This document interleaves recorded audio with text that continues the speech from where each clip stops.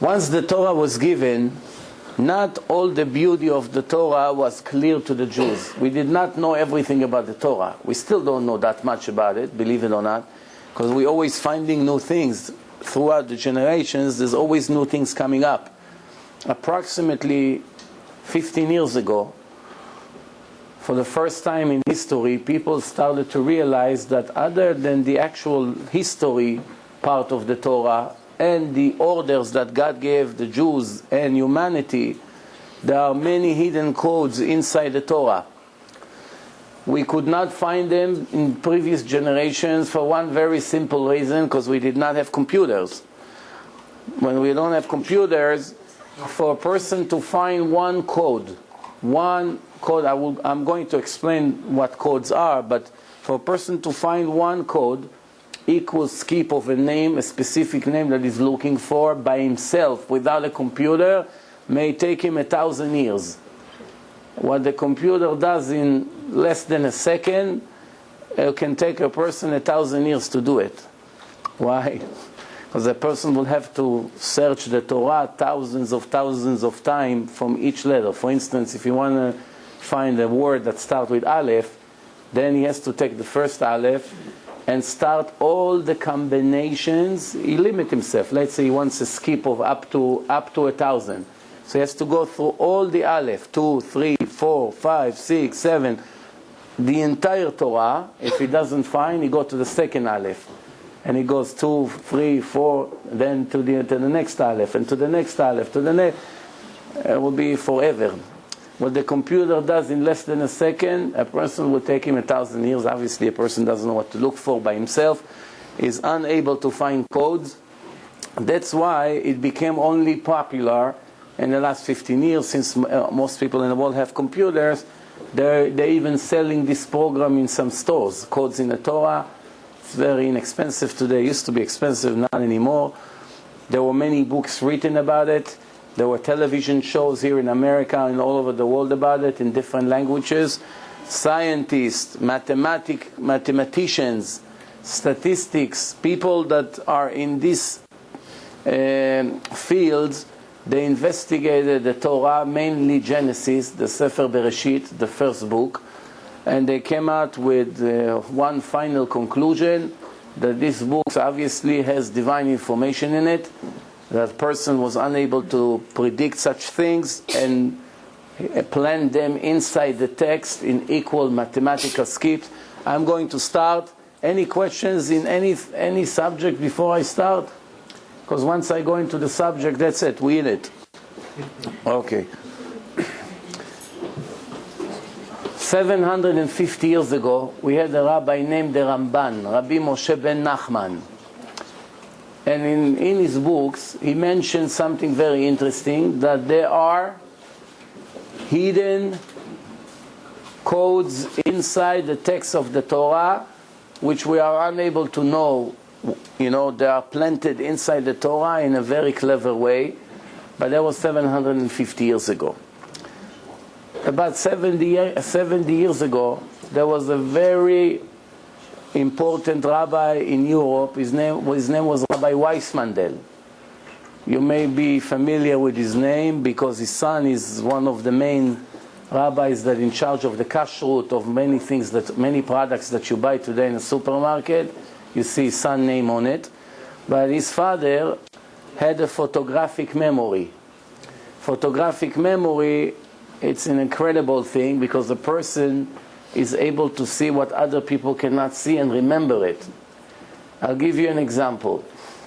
About 6-7 years ago, I gave a lecture in Queens. I used to give a lecture there every Monday. And I had a guy, Israeli guy, his name was Giora Kuczynski. I'm still looking for him, that's why I say the name. Maybe somebody will watch it on the web and tell me where he is. The reason that I mention him is that I had a long argument with him, like a personal debate in front of a large crowd on a Monday night. And he was a very smart person. He asked a lot of good questions. And we went on and on for hours. And through the conversation, what I what I just realized that I'm speaking to him, but he's writing things in his notebook. And I was very impressed. I say, usually people come, they listen or they record, but I don't really see that many people are really writing the entire lecture. But as I came close to him, I saw that he's drawing all kinds of pictures. He's not even really writing anything. So I got a little bit insulted. So I told him, this is your derech eretz, this is your manners. I'm speaking to you about this philosophical argument and you drawing all these pictures. He said, what's the problem? Didn't I answer you to the point, or I ask you the right questions? I said, no, you're actually doing very well. He said, usually I always do few things at the same time. It's not a problem. Don't get offended. So I was very curious. I said, what do you mean you're doing few things at the same time? A person can only do one thing at a time. He said, no. He said, I'll give you an example. You can give me a number, 30 digits. And I'm going to look at the numbers, and I'm going to tell you the numbers from left to right or from right to left in the right order. Right away, I thought there's a trick here. So I told him, how about if I'm going to write 33 digits, not 30? Thought maybe he has a plan how to divide 30 to numbers. So he said, even 100. I just need a little bit longer to look at it. I told the girl, please write down on a note 33 numbers, 0, 7, 9, 1, 4, 5, all kinds of numbers in the right order. He looked at that 15 seconds. He said a minute, but after 15 seconds, he said, here. I took the note. He said, from left to right or from right to left? I say, from the end to the beginning. He told me all the numbers. I was very impressed. Then we continued to argue. It was 4 o'clock in the morning already. 4 o'clock in the morning, he asked me a very difficult question about the kingdom of King David. The Bible, the Tanakh, says something about the chair of King David and his descendants. So I asked the owner of the house, that was before I had the laptop, so we're talking about 7, 8 years ago. So I told them, do you have the entire Tanakh? They said, no, we only have the Torah. We don't have the Tanakh. So I told him, I cannot respond to your question because I don't have the text in front of me. I want to see what you're talking about. So he said, you know what? I actually live 2 blocks away from here and I have it. If you want, we can go to my house. We continue over there. Because the people were getting tired already, morning soon. I said, okay, everybody, the lecture is over. I went to his home. We get to his home. He gets me the Tanakh. I answer him all these questions. 5 o'clock in the morning, we're done. Then I gave him a book. It's called Mesilot El HaEmunah. It's a very interesting book. Covers a lot of this material. I told him, I want you to read the book, and if you have questions, write it down, and then call me and we'll continue from there. So I say, okay, write down my number. He said, tell me the number. I say to myself, this guy is making fun at me. He doesn't even write the number. I'm giving him just a free book right now. He doesn't even write the number. So I told him, no, write it down. Come on, be serious. He's saying, I never wrote one telephone number in my entire life. But I can tell you all the telephone numbers that I heard since I'm a kid until now, all of them by heart. I started to get nervous. I told him the number. He said, no problem. I left. 10 days later, I came to Main Street, to Queens. I saw his roommate in a bakery over there. There's the same bakery, until today it's there, near Kolbe there. I see his roommate, Oren, how are you? What's with Giora? I haven't heard from him anything. He said, I don't know, but he's in the house. We can come visit him. I said, sure, I'm coming. As I showed up, he was on his way out, going to mail his mail. Just when he saw me, he said, wow, not you again. I said, did you read the book? He said, no, I didn't have time. But I can tell you the numbers. This is 10 days later. Now, for 10 days, everywhere I go, I show people the number and I tell them the story because I was very excited. I pull up the note. I say, tell me the numbers. Say, from right to left or from left to right? I say, reverse. He told me all the numbers 10 days later. As we continue, I saw that this guy is really something unbelievable. He has photographic memory. Then he told me something interesting. He told me I used to have a much greater memory. But because of smoking drugs, my brain is not functioning anymore. Yeah, that's his words. Anyway, I made a deal with him. We shook hands that he's going to show up to the seminar. He didn't want to pay, of course, because he's doing me a favor, but I wanted to bring him because I knew he's going to be the star of the seminar. And I said, don't worry about the money, just show up. We gave him the information, and the day of the seminar, I called to make sure he's coming. I called a few hours before, but that morning he went to Florida, and I never saw him ever again. That's it. So that's the story with him. There's people that have photographic memory, which means they look at the page, they see things in the text that normal people cannot see. Not only they see, they memorize things that average person cannot see. One of them was Rav Weissmandel. Like I said, about 70 years ago, he said there are codes in the Torah, and he showed us the first code without computer about Rambam, Rabbi Moshe ben Maimon. I'm going to show you that slide soon. But since Rav Weissmandel wrote about information about the Rambam inside the Torah, later one rabbi came to Dr. Doron Witztum from the Hebrew University, a non-religious atheist, and a communist, Professor Ilya Reeves, mathematician, one of the top 5 in the world, also from the Hebrew University, also an atheist, communist. And he asked them, of course for money, please develop a computer program, software, that will be able to find entries that we're going to put into the computer in equal mathematical skip, minimal. Again, equal, minimal, mathematical skips. And which means if we enter a name into the computer search the entire Torah, like I say, in less than a second.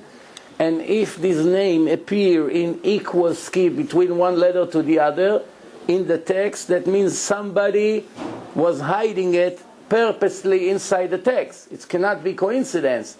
The more equal codes, equal skips we're going to find in one page about the same subject, we will understand, obviously, that it's intentionally was planted inside the text of that book. They worked on that software for a few years. Once it was ready, it's needless to say what happened later on. A year later, you couldn't recognize those two scientists. They already had long beards, and they were very, very religious. They both of them rabbis today, and they still come to universities here in New York to speak, especially Professor Reeves. I had the honor about 13 years ago to meet him in Columbia University in Manhattan there, get him some kosher food, because he couldn't find kosher food over there. He was a guest speaker in the university. There's a whole movie about him. He shows how, I told him, why don't you publish a book before somebody else will do it and get all the credit for it? Nobody knew about it in the world 14, 15 years ago. And I say you can make millions of dollars from a book like this, because this is perhaps the greatest discovery in history, what we are going to talk about. And he said, I wish someone will publish a book. We don't care about the money or the publicity. We only care that people all over the world will come to the right conclusion that the Torah is the word of the Creator of the world. If that's what's going to happen, for me it's worth it. 2 years later, there is a newspaper reporter, Michael Droznin, a Jew, non-religious, that published a book, Codes in the Torah, and sold tens of millions of copies and made a lot of money. And it's interesting because in his book he writes that he came to Yitzhak Rabin, the Prime Minister of Israel, a week before he got killed, and he made an appointment, and he told him that according to the codes in the Torah, he's going to be assassinated by someone. And Rabin did not take him serious. If he would listen to him, he would be able to prevent his death. Of course, we know life and death is in the hand of God, but that's the story he writes in the book. That story was confirmed by the assistant of Rabin at that time. His name was Itan Aber. He is a member in the Knesset. I think today he's still in politics. He confirmed that this newspaper reporter came and wanted to meet Rabin and tell him that he has to be careful because according to the Torah, his end is coming. Let's start. Before I start to show the slide, I want everybody to understand something very interesting about Judaism, about the Torah in general. We know the word pardes in Hebrew means an orchard where you grow oranges. But really, it's abbreviation of 4 different words. Pei is pshat, resh is remez, daled is drash, and samech is sod. The shin moves here. You see, this shin was supposed to be here. I don't know who moved it here, but let's assume it's here. Pshat, remez, drash, and sod. What is those 4 words? Pshat, it's the simple way of understanding the Torah. Abraham met Sarah. No more chairs? What happened? Here, you can sit in the front, no? Yeah.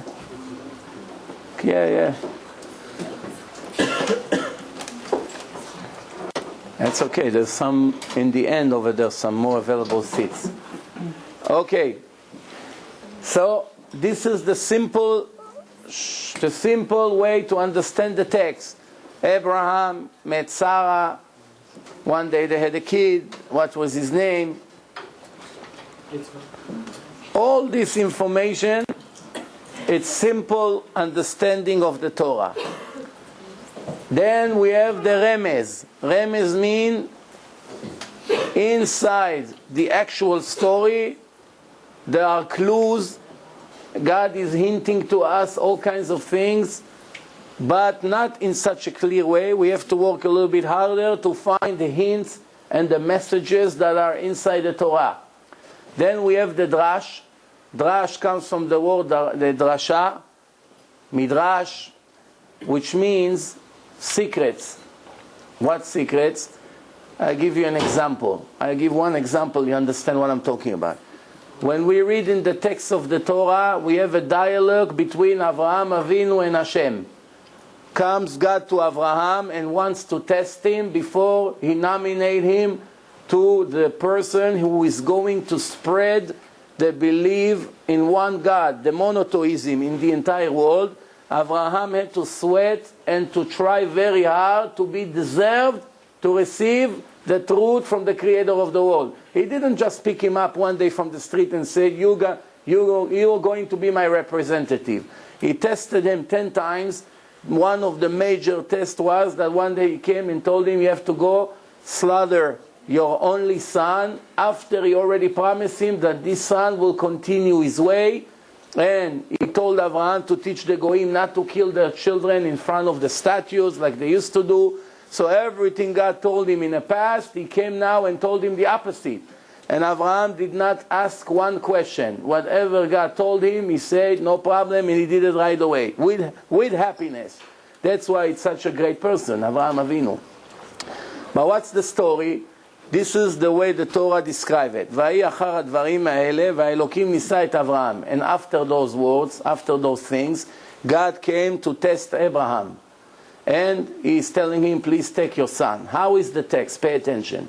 He tells him, קח נא את בנך, את יחידך, אשר אהבת, את יצחק.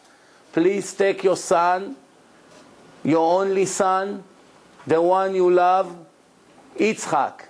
4 different sentences. First, take your son, your only son, the one you love, Yitzchak. 4 different categories. It's interesting. We have a rule in Judaism, we do not have one extra letter in the Torah. Every word in the Torah has a very deep and important meaning. Just when it looks that there's an extra word or an extra letter in the Torah that you can manage without it, you'll be surprised if you're going to check in the oral Torah, which among it is the Drash, the Midrashim, you're going to see that this letter or this word has a wonderful meaning and you cannot manage without it. Sometimes from an extra word or an extra letter, we learn many, many laws that we are binded to these laws until this moment. I'll give an example. The Torah says, "Kabed et avicha ve'et imecha leman ya'arichun yamecha." Respect your father and your mother, that you should have long life. The Torah says, "Kabed et avicha," respect your father, ve'et imecha. It's an extra word here. He could have just said, respect your parents. Why did it say, "Kabed et avicha ve'et imecha"? To tell you who comes first. Who's the last word in a family? It's the father. Fine, we got that part. Why did we need ve'et imecha? He could have said, "Kabed et avicha ve'imecha." Every letter that looks like an extra letter comes to teach something. Comes the oral Torah and tell us to include your oldest brother. So if you have few brothers and sisters, the oldest one in a family deserves special respect more than other brothers and sisters. So we learn one new law just from an extra letter in a Torah. Without that, we would not know it. That's why we have to go to the oral Torah, and that's the way the Torah, it's brilliant, it's very sophisticated, there's hundreds of years to learn and you still don't know 1% of it, but that's okay. This is just an example. I'll give one more example. The Torah said, you should not cook gdi bechalev imo. Gdi bechalev imo, you cannot slaughter and cook together the sheep with, how do you say gdi, the young one that just born? Goat? Calf. Baby goat. A calf? A calf. A calf, it's egel. Okay, all right, I'll take this word. You cannot do it. But why does it repeat 3 times in the Torah? It was enough once. Comes the oral Torah and say, 1, that you should not eat it together. 2nd, that you should not cook it together even for a non-Jew. And 3rd, that if you did it by mistake, you made cheeseburger, you already made it by mistake, you didn't know, someone just came and told you, oh, you don't know, you're not allowed? Okay, now I did already. It's worth $5, $10. What should I do? Throw it to the garbage? So I'm going to knock on the neighbor's door and tell him, listen, I made a mistake. I'm a Jew. I cannot eat this. Here, have it. You're not allowed. So 3 things we are learning from extra sentence in the Torah. 1, you should not eat it if somebody made it for you. 2nd, we should not even cook it for anybody else, not even for a dog. And 3rd, if we mistakenly did it, we have to destroy it. What about the money? If it would not say in the Torah, we would not allow to destroy it, because God has mercy on our money. And He told us we have to be careful not to burn it for no reason.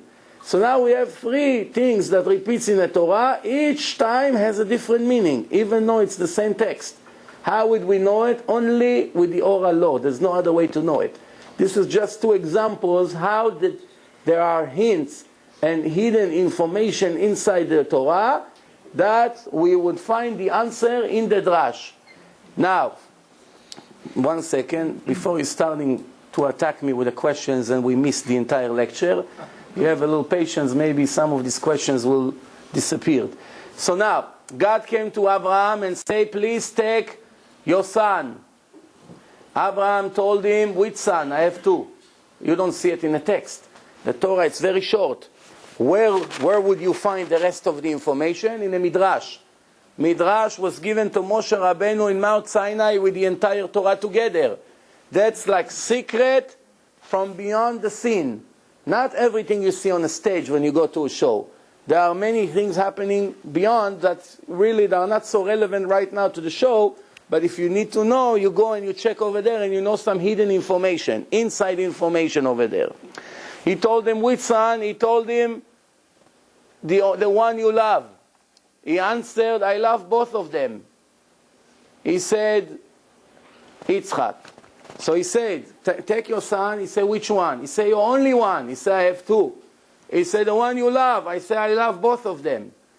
Then God was disappointed and He said, Yitzchak, you should have known it yourself. You should not expect me to tell you who. I thought you should know of your own which son is more than the other. But that's a dialogue. Where would you find this entire dialogue? In the Drash. And then we have the Sod. What's the Sod? What we call today Kabbalah. The secrets of Judaism. There's hundreds of books full of unbelievable information. Sometimes when you read it, it looks like Chinese. It looks like Japanese. Even very intelligent Israelis that have all the college degrees in the world don't understand even 1% of what they read over there. It's very complicated. It's an entire Torah. Just the Kabbalah, it's like an entire extra Torah. Full of secrets, names of angels, upper worlds, spiritual worlds, very complicated things. Not everyone is capable of learning it. Very few people in the world are in it in the right way. Many people are claiming that they learn Kabbalah, but they're not really capable of learning it. So this is Pardes. Pshat, Remes, Drash, and Sod. One of the secrets inside the Torah is what we're going to talk about. That's codes in the Torah. I would like to give you the first code that were found in history before computers were made. This was, like I told you, Rav Weiss Mandel founded approximately 70 years ago. 2,400 years approximately after the Torah was given to the Jews, there was a person named Rambam, Rabbi Moshe ben Maimon. 850 years ago he was born. Then he went from Spain to Egypt. The day that he arrived to Egypt, he became a very famous person. Shortly after, he became the right-hand man of the king of Egypt, his doctor. He was taking care of his heart conditions. He was a philosopher, a mathematician, a big rabbi. He had many, many different skills. When we read the text, we're finding hints that hinting to Rabbi Moshe ben Maimon. For instance, his name was Moshe. So we see information here. This is God is sending Moshe to Pharaoh. That's a regular text. So his name is Moshe. The name Moshe is mentioned in this page. It's in Parashat Bo, in Sefer Shmot. Then he lived in Mitzrayim, so we have the word Mitzrayim. He had a nickname. What was his nickname? Rambam. Rabbi Moshe ben Maimon gives us Rambam. Resh Mem Bet Mem. The only time in the entire Torah that you have 4 words that give us the right order, Resh Mem Bet Mem, it's in this page. There's no other place in the Torah that we have 4 words together that gives us this abbreviation Rambam. Nowhere else, only here. Resh Mem Bet Mem. What's the meaning of this sentence? He's going to become very famous in the land of Egypt, and that's really what happened in his life. He was the most famous philosopher in the world in his generation. Even today they have a statue of the Rambam in Washington among 17 other statues as one of the smartest people ever lived. I always like to laugh and say that if they only knew all the rabbis that we had prior to him, they had to fill up Washington with all full of statues. They only heard about Rambam, but we had thousands like him or even greater, but that's okay. We'll move on. He was the doctor of the heart of the king of Egypt. So we have Lev Paro, the heart of the king, right? But what made Rambam very, very famous? Even though most of his books he wrote in Arabic, one book he wrote in Hebrew, what we call the Holy Language, the ancient Hebrew. It's called Mishneh Torah. It took him 30 years to complete it, 30 years. He was a very busy man. He was taking care of patients in the palace of the king from morning to night. And through that entire life of him over there, he wrote the book that called Mishneh Torah. What's the subject of the book? It's talking about 613 mitzvot that the Jew has to keep. I told you in the past, the body is a combination of 248 organs, 365 ligaments. And that's exactly how the Torah was written. 248 positive mitzvot, 365 restriction. For every organ, you have a mitzvah to do. For every ligament, you have a restriction that you should not allow to do, and it's all connected together. That's the secret between the creation of the world to the creation of us, of people. So now, Just when we begin to read the book of the Rambam, we see that he begins to list 613 mitzvot and explain one by one. The name of the book called Mishneh Torah. Remember, Mishneh Torah. Here comes the codes. When Rav Weissmandel saw that there are hints, clues about Rambam here, he took this mem and started to search in the page for hidden codes. And this is what he found. Mem, you count 50 letters, 1, 2, 3, 4, 5, 6, 50 letters, you get to the letter Shin. You count 50 letters, you get to the letter Nun. You count 50 letters in the right order, you get to the letter Hey. We just received the word Mishneh. If you search from this stuff and you count 50 letters, you're going to get the letter Vav. If you count 50 letters, you're going to get the letter Resh. If you count 50 letters, you're getting Hey. So we found the word Mishneh in equal skip of 49 letters, which is 7 times 7. It's interesting. Mem, Shin, Nun, Hey, in equal mathematical minimal skip. When I say minimal, I would like to explain what does it mean minimal. When we have a computer software, the computer say enter entry, and you want to find the name of a person. So let's say you want to put George Bush. He's in a Torah in equal skip. Don't laugh. So you put George Bush. So the computer will find George Bush sometimes, few times in a Torah in equal skip. Once it's going to find George, so it's in Hebrew it's 4 letters, Gimel, Vav, Resh, Gimel, 4 letters. So, and Bush it's 3 letters, so altogether it's 7 letters, George Bush. So if it's going to start from the first Gimel to the Vav, it will find it in equal skip of 50, let's say, 50, 50, 50, 50, 50, 50. You can find it again, 500, 500, 500, 500, 500. Sometimes you will find it 20,000, 20,000, 20,000, 20,000. We don't care about all the codes. We told the computer, just give me the smallest skip. From all the skips, the codes that you found, just give me the minimal one. Why? Because we are interested to show all the names in one page in the Torah. If we have an equal skip of 50,000 letters between one letter to the other, that means that the first letter will be in Bereshit, the second letter will be in Shmot, the second letter will be in Vayikra. You're going to need to put on the wall the entire Torah to show you a one word. We are not interested in that. Plus, the bigger the skip is, there is a higher chance that it's coincidence. Because when you play with so many millions of or thousands of letters, it's a higher chance that things like this coincidentally will happen by itself. But when they are minimal and they're one next to the other, it leaves no doubt, soon you will see what I mean, that somebody planted it that way. It's not coincidence. And if somebody planted, that means that somebody knew the entire future. And he controlled the entire future. Otherwise, how did he know to hide such names in equal mathematical skip? We're going to get to it soon, but let's repeat. So we have Mishneh, we have Torah in equal skip, but we have one problem. If we would enter the computer the word Mishneh Torah, the computer wouldn't find it. This code could be found only by a person, not by a computer. Why? Because the computer doesn't recognize name or last name, first name. He recognizes an entry, that's all. It could be one name, it could be 5 names. The computer goes from the first letter of the entry to the last one, it has to be equal skip throughout the entire way. Not only part of it. In that case, how do we explain that from the word Mishneh to the word Torah, we have such a large skip? It should have been Mem, 49 letters Shin, 49 letters Nun, 49 letter Hey. This stuff should have been here. 49 letters, stuff, and the rest, it will be all 49.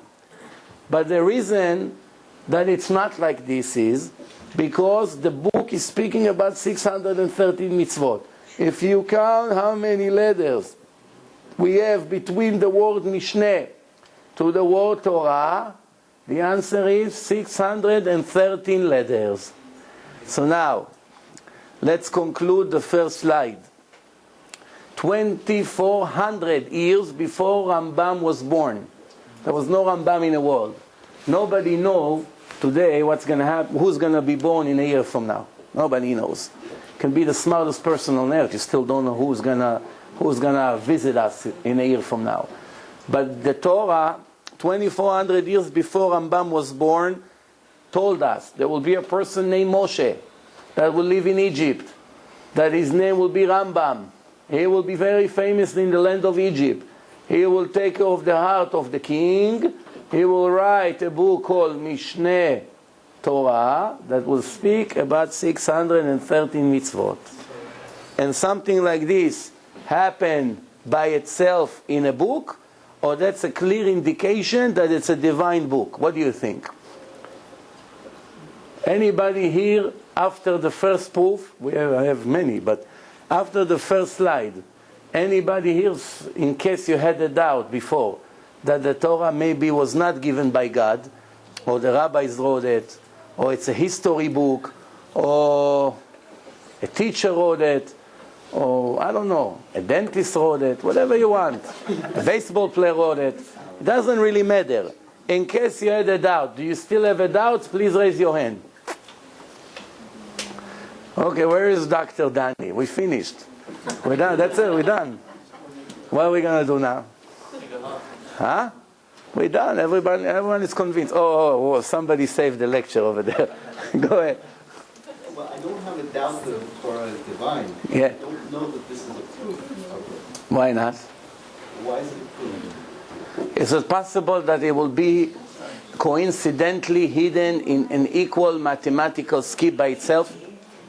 But where did you come with that rule? Why does it have to be an equal mathematical skip? Why couldn't it skip, let's say, 1, 2, 4, 8, 16, 32? Well, because if you're going to skip 1, 2, 3, 8, then you can find whatever you want as much as you want. Right, so you're going to play with the letters. It has to be equal. That shows that someone planted it. I'll give you a story and you understand what I mean. I'm sorry, if the rule was 1, 2, 4, 16, 18, that would equally be spectacular. Oh, you mean 1, 2, 4, 8, 16, 32. Oh, I got you. That would be also a very interesting plan. Remember, everything that show a plan is acceptable. In this particular way, God chose to do it in equal mathematical skip. You're right. He could have chose your method. He could have done it 2, 4, and maybe he did. I don't know if it was checked. But that's not the point right now. Would the square root be okay, for example? Everything that shows a plan, So anything... everything that shows a plan, somebody planted in an equal way, and is persistent, it's working through the entire Torah, will be a proof that somebody that knew all the future was able to write his name and planted it in a special way. Okay, let's move on. Here, that's to give you a little bit. Okay, now, we all say Kiddush, I hope. We all say Kiddush, or we heard Kiddush at least once in our life, but we not always knew the secret that we have inside the text of the Kiddush. The Kiddush, we read a part from the Torah that's speaking about Shabbat, the 7th day. And this is what we say. You hold the cup in the right hand and you say, Yom HaShishi, the 6th day, Vaychulu HaShamayim, the 6th day was over, because this is the continuation, this is the end of the previous sentence. Right here there's a dot, and this is a new sentence. Vaychulu HaShamayim ve'aretz v'chol tzva'am, Vaychal Elokim b'yom hashvi'i melachto asher asa. And heaven and earth stopped, and the army of heaven and God stopped everything He created on the 7th day, completed His work. So now, if we look from this Yud, Yom HaShishi, we count 7 letters, we're going to get the letter Shin. We count 7 letters, we get the letter Resh. We count 7, we're going to get Aleph. We count 7, we're going to get Lamed. Israel, the nation of Israel, Yud, Shin, Resh, Aleph, Lamed, in equal mathematical skip. Of course, it's planned, it's not coincidence. 7, 7, 7, 7. Why 7? Because accidentally or not, that's the subject. It's talking about the 7th day, the covenant, the Shabbat, nation of Israel observing Shabbat. Why the name of Israel is Israel? Because it's Yashar El. You are straight, you are honest with your God. This is the purpose of a Jew, to be honest and decent with his Creator. Not only that, to indicate that the Jews start in this world very small. We are the nation that everybody wanted always to destroy. They ran after us. They never gave us freedom. We were always depressed and attacked by so many different cultures. So in this world, we are suffering more than the others, but we start small and we finish big. We start with the smallest ladder, we went to the biggest ladder. Not only that, if you take the 3 fathers and the 4 mothers of the Jewish nation, it's Yud stands for Yitzchak and Yaakov, Shin for Sarah, Resh for Rachel and Rivka, Aleph for Avraham, Lamed for Leah. So the 3 fathers and the 4 mothers giving us together the name Israel.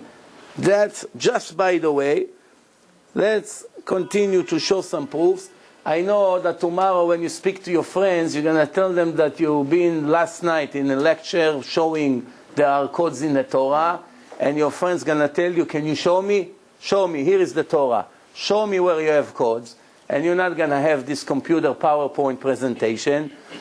And it's going to take at least 2 weeks until this lecture will be on the website, so you're going to be stuck. Not really. Because remember, from the first word of the Torah, Bereshit, you're going to circle the first half. Remember, you can use it as a proof to all your friends. For this, you don't need computer. You don't need computer. Bereshit, you circle the Taf, you count 50 letters, you get Vav. You count 50 letters, you get Resh. The 50th letter will be Resh. 50 letters, you get Hey. Torah. Just from the beginning of the Torah, the creator, the writer of the book, planted inside the text the word Torah in equal mathematical minimal skill. If you think it's coincidence, let's move on to the next book, Sefer Shmot, Exodus. Right there, Ve'ele Shmot. Remember, it starts with a Taf. Ve'ele Shmot, those are the name of Israel that came to Egypt. From this Taf, 50 letters, you get Vav. 50 letters, you get Resh.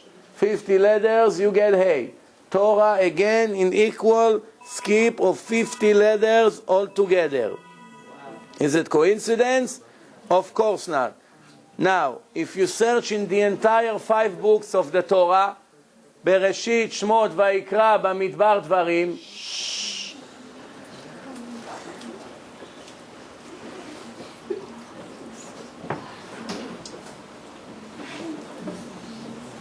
I hope it's interesting. No, you know, when people talk, I get very curious what they say. What am I missing? They keep asking me questions about what you're saying. Really? Oh, you became my assistant? Not officially. All right. Why don't they ask me? I'm just curious. They don't speak English. All right, I allow you to talk. No problem. Just don't do it too loud. Okay, now. So you have Bereshit. I just show you. Taf, Vav, Resh, Hey. Taf, Vav, Resh, Hey. When you go to Vayikra, there's no Torah in it. What do we have? Yud, Ke, Vav, Ke. The name of God. Yud, Hey, Vav, and Hey. Yud, Hey, Vav, and Hey. And then we go to Bamidbar. We have Torah, but this time in reverse, from left to right. Also in equal skip of 49s and the 50th letter. So, Taf, Vav, Resh, Hey, but in reverse. When we go to Dvarim, also Taf, Vav, Resh, Hey, in reverse. So now we have a very interesting menorah here. The center of the menorah, it's the name of God. By the way, for those who did not know why the names of God is Yud, Hey, Vav, and Hey, because it gives us the 3 times. Haya, it's the past. Hove, it's the present.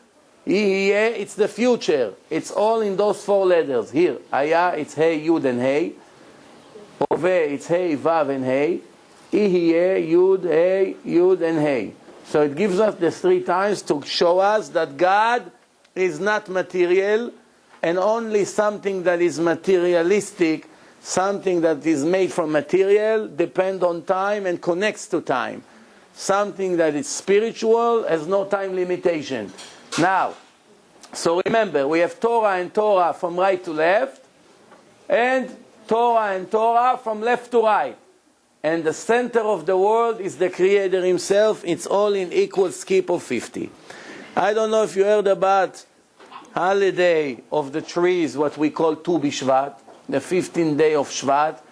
It's the Rosh Hashanah, the new year of the trees and the vegetables and the fruits. And here is a page inside Sefer Bereshit, right in the beginning, the first chapter in the Torah, that describes us the creation of Adam. And this is what the Torah says in the text. Pay attention carefully.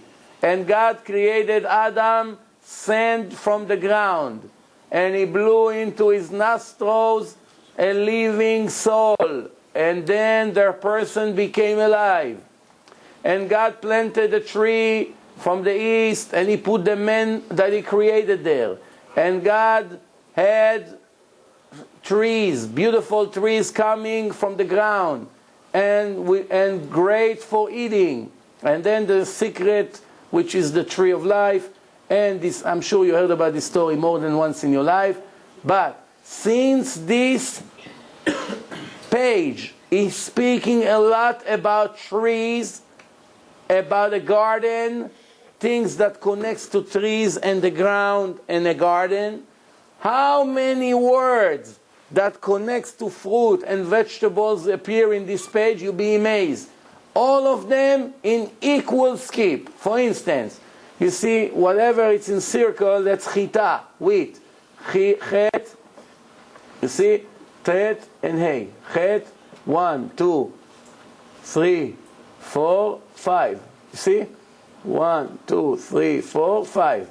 Okay, that's chita. Then the squares, it's geffen, the grapes. And anav, a grape. You understand? So this is tamar, dates. Erez, it's the name of a tree. Te'ena, a fig. Pomegranate.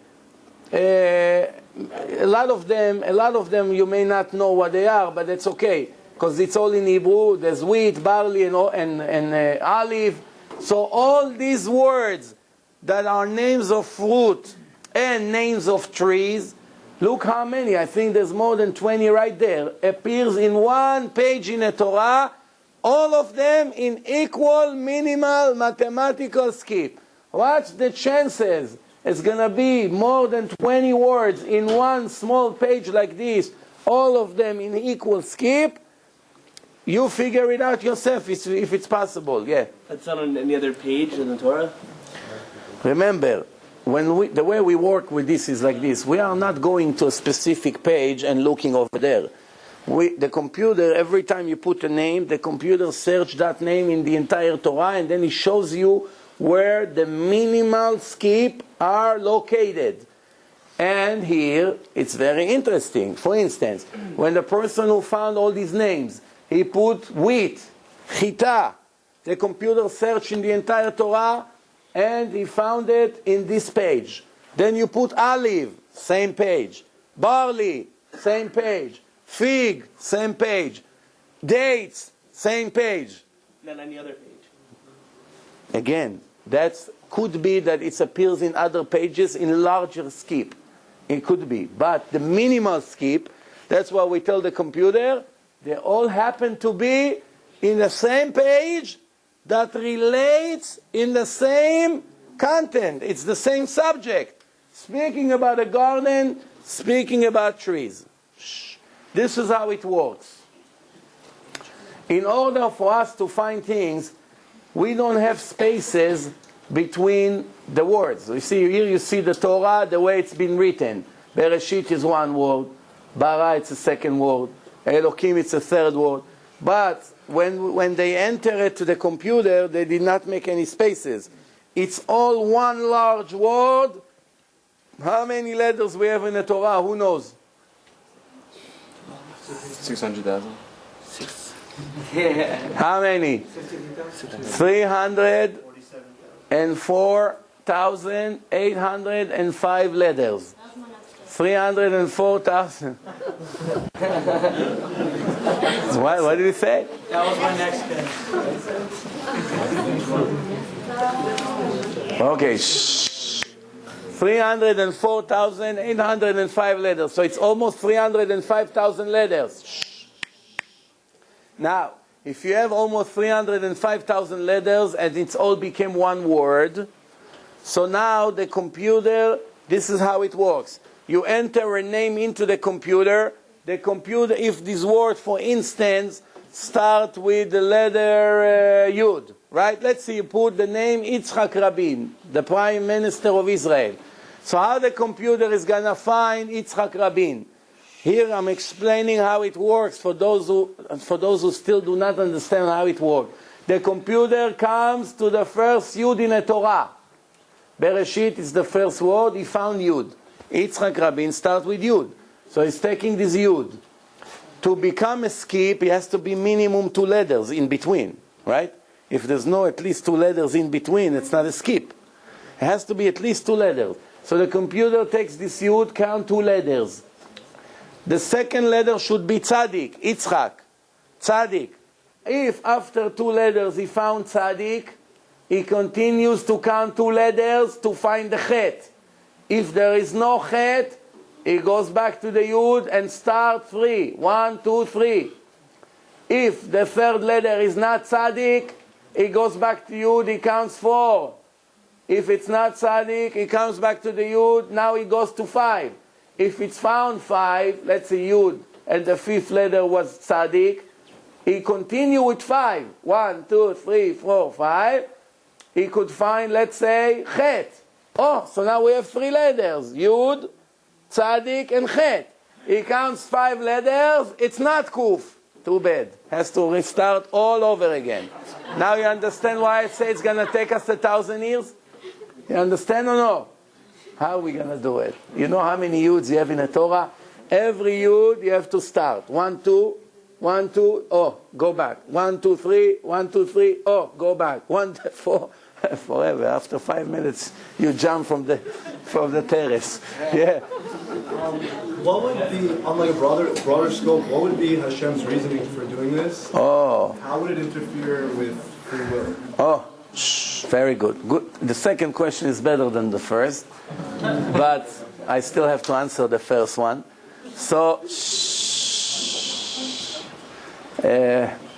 maybe let them drink something like this, they talk less. What's the way to make them not talk? Huh? No, you have a tape? You know those thick tapes? Shh. You know what? Speaking about the creation of Adam, do you know why Hashem didn't make Adam and Eve Chinese? He was afraid they'll eat the snake and ruin the entire story.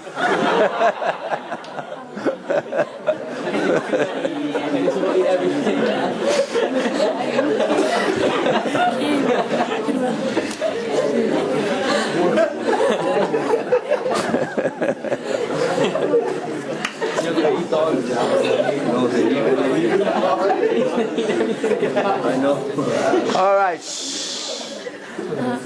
So now,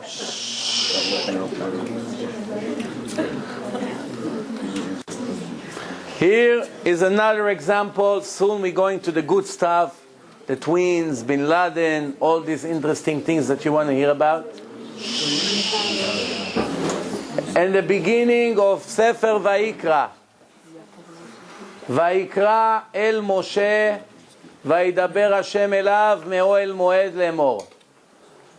If we take this Yud, 1, 2, 3, 4, 5, 6, 7, the 8th letter is the Hey of Hashem.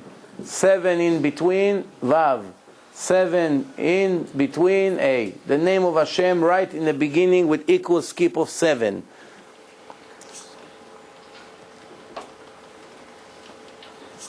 We go to the Sefer Bamidbar.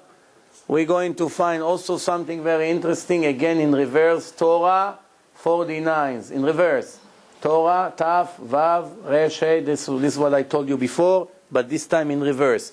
Also, when we go to Dvarim, we have the Torah that I showed you before, in reverse. As you can see, with 50 letters, Taf, and this is, you see the text. This is Sefer Dvarim, chapter 1. Okay, let's move on. The Holocaust. Where is Yaakov? Is he here? Outside. He's outside. If somebody can call him, ask him for the passport of the Nazi person. Okay. Shh. When we read in the Torah, shh. When we read inside the Torah, this is what the parasha is speaking about. It's telling the Jews. I have an entire lecture about the Holocaust. I try never to go into it. You have the passport with the Nazi? Yeah, it's in my car. Bring it, please. So I always try not to get into it because there's a lot of emotion involved in it. After the last experience I had, I spoke in Israel, in north of Tel Aviv over there. There's a neighborhood called Tel Baruch over there. So we spoke about this subject. There's a woman that her father and mother and I guess some other relatives passed away, so she started to scream. I say to myself, I'm going to do my best never to go into this subject. It's not the subject today, but this is what the Torah is telling the Jews. If you're not going to behave in a right way, God forbid, one day, what's going to happen? You're going to have an Holocaust. Where does it say it in the text? Let me first translate the text. ויאמר השם אל משה, Hashem told Moshe, הנך שוכב עם אבותיך, you're going to your world to come with your fathers, וקם העם הזה וזנה אחרי אלוקי נכר, and this nation will rebel against me and go after different gods, אשר הוא בא שמה בקרבו, that he's going to live in that place, ועזבני is going to leave me. It was close to 80% intermarriage and leaving the Shabbat, leaving the Torah, leaving the mitzvot, and many other things that happened in Europe just before the Holocaust started. So the Torah says they're going to leave me, they're going to ignore my covenant that I made with them. Thank you. That I made with them, and I'm going to be very angry in that time at the Jews, at them. I'm going to leave them. I'm gonna close my face, my eyes, and they're going to have a lot of tragedies and problems. What does it mean? I'm going to close my eyes. It's like, God forbid, I'm not gonna be there to watch over them. And ואומר ביום ההוא, הלא על כי אין אלוקי בקרבי, and the Jews will say, there is no God. That's why we have all these problems. And that's how they speak until this moment. A lot of the survivors and some others. Bekirbi, it's numeric value Germany, but that's besides the point. Va'anochi, and that's the main thing right here. Va'anochi, and I, astir panai bayom ha'u. I'm going to hide completely from them. It's like, God forbid, I will dismiss myself completely. Al kol hara asher asa, for all the bad that they did, because they left me and they turned into other gods. Other gods, not necessarily that it really means other gods, because there's really no other gods. It could be statue, it can be a cross, it could be a stone, it could be different beliefs, it can be all kinds of things. But inside the text, speaking about a Holocaust that is one day is going to happen, the word Holocaust is hidden in equal skip of 50. Hey, Shin, Vav, Aleph, Hey, HaShoah. The Holocaust. Right inside the text, that accidentally or not, describing it in details. I want to tell you a story that I just heard from Yaakov yesterday. Here is the original passport of a Nazi soldier. Can put it in front of the camera that you can see an original copy with colors of an authentic passport from Germany. I'm trying to locate the date here. I think yesterday I saw that it's 1940 something, but What is this pastor has to do with our lecture tonight? It's very simple. The Nazis used to burn the synagogues and burn the Torah. Some of them they just stole and they put in museums later on. Some of them they just destroyed on the floor. And one Nazi took the Torah and cut a piece from the Torah. This is the piece he cut. He cut a piece from the Torah and he made it a cover to his passport with this, because the Torah it's leather. So he took it and he made a cover for his passport like this. This is an original copy of what he did, like this. Later, when he died, before he died, he gave it to his son and he told him, if you know any Jew, find a Jew and give it to him. And he went and gave it to one of the ambassadors in Germany, and either Israeli or a Jew, I don't know exactly who he was, and he gave it to Rav Grossman. Rav Grossman is a big Rav in Israel from Migdal HaEmek, near Afula in the north. When he was in Germany on a visit, he told him that went few hands, this is from a German that passed it to his son, and he got to another Jew, and we're giving it to you. Well, we don't have what to do with that. Rav Grossman received it, the original. He has the original in his hand, and he came with the original one here to Long Island. Yaakov, no, he can tell you if you want. If he can give you the details. And they made over there copies of this. And when we look at the parts that the Nazi cut from the Torah, accidentally or not, I'm going to translate to you. If you're going to be in the exile, your enemies will be after you, because you did not keep the words of this Torah that written in this book. You did not fear your God, your respectable God, the great God, and God punished you and your children very strong punishments. And all the bad ran after you, because you did not keep the words of this Torah. And God sent the nation after you to destroy you.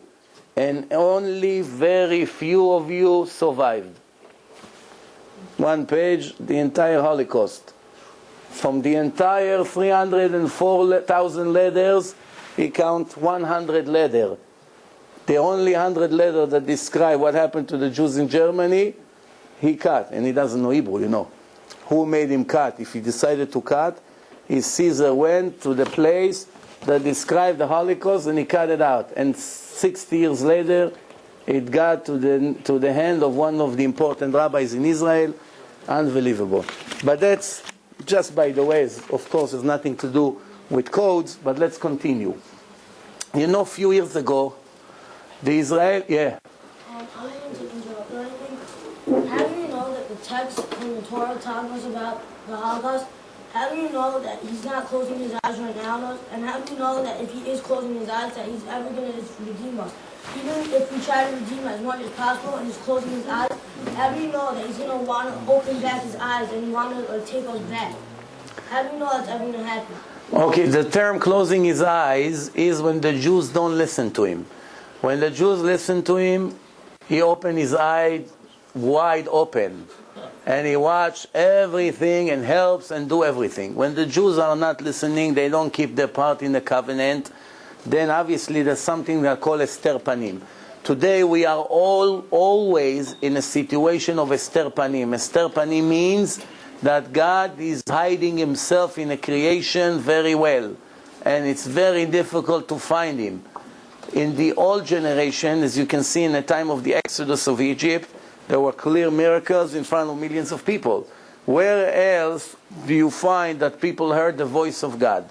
Where else did you see that people saw the ocean split, they go through and the Goyim, the Egyptians come and they drown? Where else do you see blood all over Egypt and all this or bread falling from heaven? We don't have miracles in that level today, even though you'd be surprised. We still have very, very big miracles today.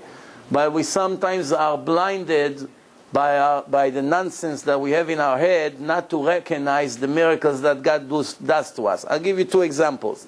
One example is when Saddam Hussein was shooting the Scud missiles in the first Gulf War.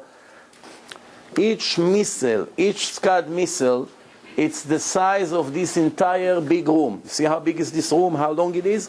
It's from here all the way to the wall over there. And it's wide just as much as this room. That's the size of one scud. If you put a scud on a long track, it's longer than the entire track. That's why they have to put it standing, because it's too long. It's gonna make the track comes up in the air. That's how big it is. Now, in the war between Iran and Iraq, every missile Saddam shot at Iran killed minimum, the smallest damage, 800 dead. 800 minimum. There were sometimes thousands. Minimum 800 people died every missile he shot at Iran. Iran is not such a crowded place like Israel. The missiles that fell in Israel, in Tel Aviv, in Ramat Gan, in all these places, it's very, very crowded population over there. One missile hit Ramat Gan, 50,000 apartments reported the damage, not one person died. An entire building collapsed. All the people are living in the floors. The entire building collapsed, not person died. Not one person died. 39 Scud missiles like this fell in Israel. Many others fell into the ocean. But 39 fell in the ground. Not one person died from it. One person died from a heart attack in the entire war. And you know who was this person? I have a book that says his name and what he used to do. He used to come with a Vespa, it's a little scooter, to Bnei Brak on Shabbat with a radio and make full volume music and goes to the neighborhoods of the very ultra-Orthodox Jews and get on their nerve on purpose. Comes with his scooter. That's the person that got a heart attack and died from one of these Scud missiles. But the biggest miracle with the Scuds is that for years they were arguing in the government because they want to move the main power station, the main gas station of the entire country or the area of Tel Aviv. They created a new facility and they don't want to move to the new facility for whatever reason. Maybe it was too expensive to make the move. They've been arguing about it. They want to stay. Some wants to stay in the old place. Some wants to move to the new place. After years of argument, 1 week before Saddam started to shoot his missiles, they decided finally to move.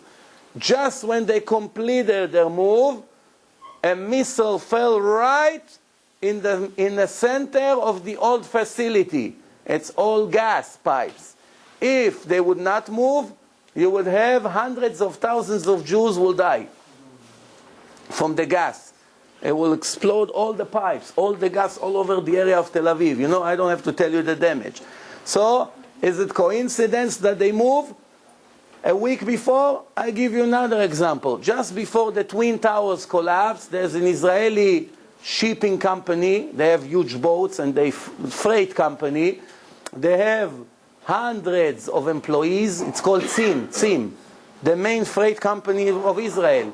They moved out of the Twins to New Jersey. If they would not move, you would have hundreds of Jews dying just from this company. There are many miracles, but we sometimes ignore them. I give you one last example. I have hundreds, but I'll give you one more, and I can show it to you in video. When you see it in video, you will never believe such a miracle. 15, maybe 18 years ago, there was the Sukkot holiday in the Western Wall. Each Sukkot, all the Jews of Yerushalayim almost likes to go to the Western Wall to pray the special prayer of Sukkot. And they do Birkat Kohanim. There's about 200 Kohanim. It's very beautiful there, the atmosphere in Yerushalayim, in the 3 festivals, Shlosha Regalim. There were 20,000 Jews, men, women, old people, young people, babies, are very crowded in the Western Wall. There's you cannot put a needle extra. That's how tight it was. The Arabs were preparing rocks like this, tens of thousands of rocks, weeks in advance. Each rock size of a melon, some of them like watermelons, some of them like peaches, but main serious rocks. It's not like little stones, you know. And there were barrels full of stones. on top. You know, the Arabs is right on top by the mosque. Just when the Jews started the prayer, they threw tens of thousands of rocks on the head of all these Jews. Just try to imagine somebody throw a flood of rocks on the head of the people that cannot move. Everybody started to run towards the gates. Just from everyone running, there should have been hundreds of dead people. You know what happened in stadiums when everyone panicking and they all run to the gate? It's all collapsing. But, Baruch Hashem, not one person got hurt. When it's over, the video camera took a whole picture of the entire place. You could not believe such a thing. You couldn't see the floor. It was all rocks. Imagine thousands of melons, watermelons, a pile of rocks. You say to yourself, how can it be?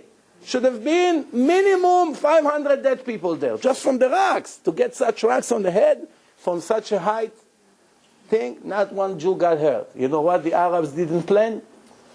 They had one mistake in the planning.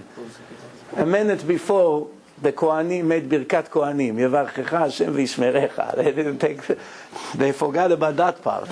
They come maybe 10 minutes earlier, it would work. But that should give you an example. So we have a lot of miracles. But just that we ignore the miracles, that's the difference. All right, let's move back to our subject. You know, the Israelis made a very serious mistake in the negotiation that they did with the Palestinians. It's called, one of the biggest mistakes in the history of Israel was the agreement of Oslo. They made the peace process agreement called Oslo. Who was in charge of that? There's a person in a Knesset. His name is Beilin. Yossi Beilin, that's his name. Shimon Peres was the architect that planned the entire thing. So it's interesting because you can see right here there are Eden equal skips inside the Torah that showing us all these things that happen. For instance, Lishkat Peres, it's the office of Shimon Peres in equal skip, as you can see right here. That's right here. You see, this is, if you can read the text, it's very hard to read the text because it became all like one word, but it's all equal mathematical skip. Here, Shoresh, the root of Oslo. Oslo, Aleph, 1, 2, 3, 4, 5, 6, 6. It's Samech, 6. It's Lamed, 6. Okay, so the root of Oslo came from the office of Shimon Peres. You look, a mutual Samech. It's all in equal skip. What's over there? You see over there? It's right here. Sar, the minister, Yud, Beilin, in equal skip. He was, until today, he was protecting this. Even though the Jews are in much, much worse condition than from before that agreement. We gave the Palestinians all kinds of nice gifts, and we got nothing in return. But this is just an example of information of things that happen in our generation in equal mathematical skip. Here, that's a continuation of this. You see, Arafat, Yasser Arafat, so you have Arafat. Then you have HaMechablim, you know, the terrorist. Hey, 1, 2, 3, 4, 5, 6 letters. Mem, 6. Chet, 6. Bet, 6. Lamed, 6. Yud, 6. Mem. The terrorist. So you have Arafat, the terrorist. What else do you have? Arafat was the Moshel. You see Mem, Vav, Shin, Lamed. All equal skip. Of, you see, 2,315 letters. 2,315 letters. Each 2,315 letters gave us the Moshel, the one who is in charge. Who is he? Arafat. Now, what? Wait, patience. What? Where did Arafat was sitting? In which city? Ir. You see? Ain, Yud, Resh, Gaza. Gaza. How do you say Gaza in Hebrew? Gaza. Where was he sitting? You see? Reverse 2,314. Can I ask you a question? The skip on the upper right-hand corner, what's the skip on that? Which one? The green, that This? diagonal, yeah. This? Retzuat Aza. Gaza Strip. What's the skip? 99, what's the Skip for Retzuat? If you have 50, it's one. I tell you how. If Gaza is 2,314, that's one less. 2,313. You know why it's one less, right? Because if from this A, you don't see the entire page because there's no room here. But if you count 1, 2, 3, 4, 5, 6, 7, 8, you go to 1,000, 1,500, and then you get to the new line, and you continue, you get to this Zayin, it's Hey, Zayin, this is in reverse, you know, Gaza. So from this Ayin to this, 2,300 and change. From here, 2,300 and change. So what is it? So here, it's one less. If it would be, this tzaddik will be right here, it will be like here, the same thing, 2,314. But since it's one less, it's 2,313. You got it? Okay, let's continue. Wait, Rabbi, how come there's no skip between Arafat? Oh, because Arafat, you know what Arafat means in Hebrew? Araf et. It's two words. You know what's Araf? Araf means to chop someone's head off. That's his meaning. So, in the text of the Torah, it says like this. Ki am kshe oref ata. You see? Ki. You see here? Ki. Because am, it's a nation. Kshe oref means stubborn. You are. So that's what God told the Jews.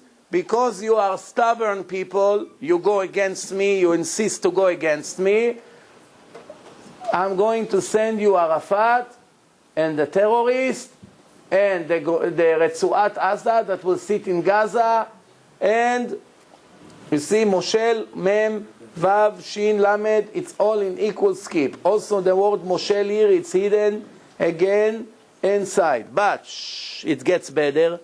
What does Moshel mean again? Moshel means a governor, the one who's in charge of the area. Mimshal Sharon, this right here in the bottom, you see which words we are seeing here. Mimshal Sharon is the government of Sharon. Which Sharon? Ariel, also hidden in equal skip.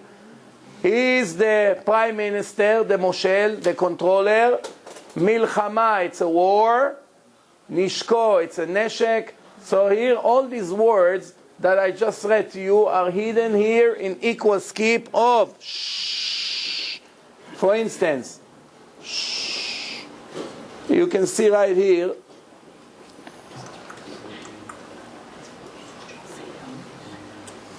It's hard for me to see. Oh, Sharon. Here, you see Sharon? Shin, Resh, Vav, Nun. Mimshal. You see Mem? Mem, Shin, Lamed. Mimshal, it's government. Sharon, the government of Sharon, this is a continuation of the last slide, made the Oslo agreement, brought Arafat into Gaza Strip, and what did it give us? A war, Milchama. Look, Mem, Lamed, Chet, Mem, Hey, Milchama, a war. Let's continue. Shh. We're getting to Bin Laden soon, and Al-Qaeda.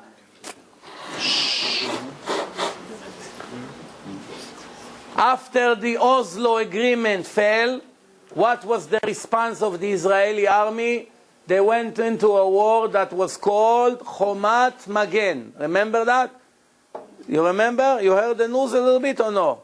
Who is Israeli here? You know, you confirm that there was Chomat Magen or no? I don't want them to think I'm fooling them. It was there. All right, Baruch Hashem. Ho. Chomat Magen. That's the name of the war. Lochama means a war. It was in the Kasbah of Jenin.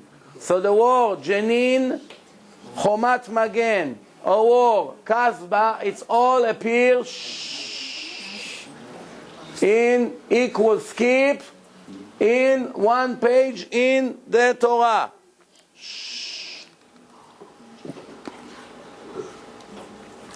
Do you know the terrorist attack that they had in Savaro restaurant? You know, in Jerusalem, it was all over the news. So, okay, inside the Torah it says like this. Abraham's telling the angels, please lean under the tree and I'm going to bring you bread to eat.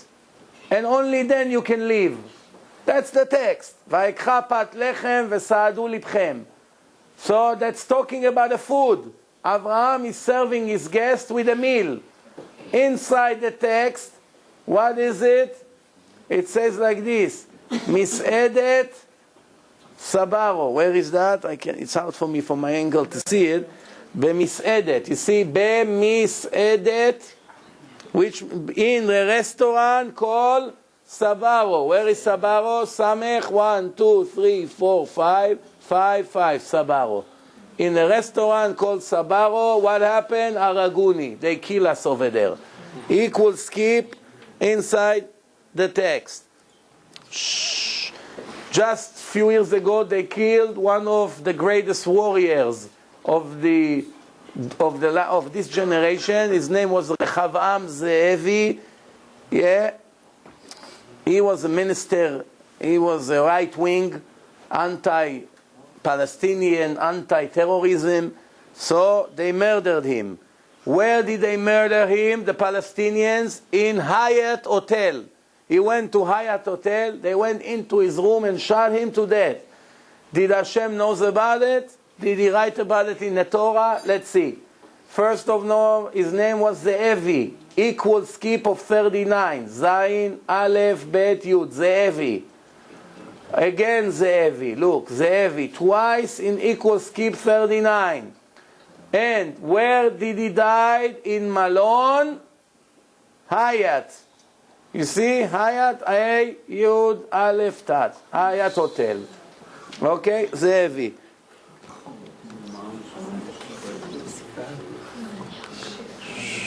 Now, if you had a doubt if he's talking about the right Ze'evi, how many Ze'evi were killed in Hyatt Hotel? Only one. But if you still have a doubt, here these slides will show it a little bit better. What's the name? Hasar Ze'evi. The minister Ze'evi. In equal skip. Hey, Shin, Resh, Zayin, Aleph, Bet. The minister Ze'evi in equal skip of 704 letters. Hasar Ze'evi, 7 letters. From the Hey to the Shin, 704 letters. 704, 704, 704. What's the chance? It's going to be 7 equal skips like this. Wait. Vayevakesh la'amito. They went to kill him.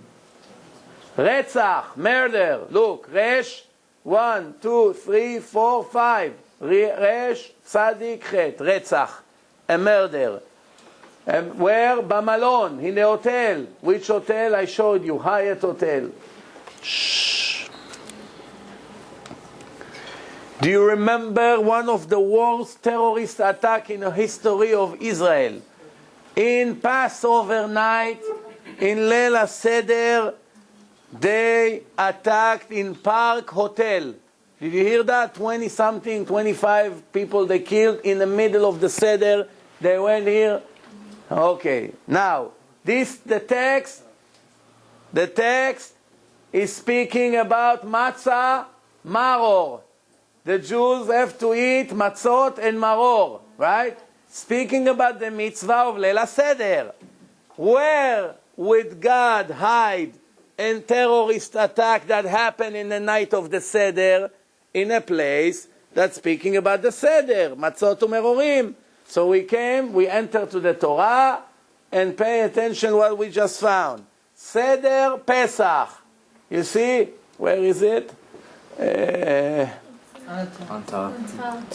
Here, right here. Seder, Samech, what's the skip? Seder, here, Seder, Samech, Dalet, Resh, Pesach. Seder Pesach, where was that Seder Pesach? Bamalon, Bet, Mem, Lamed, Vav, Nun, in the hotel. Yeah, which hotel? Park Hotel. Where is Park Hotel? Right here. Park, you see? Park in equal skip. So we have Seder Pesach, the Lela Seder, in the hotel called Park. Who did the terrorism attack? The Hamas. Where is that? The Hamas in black? The top. The first line. Right here.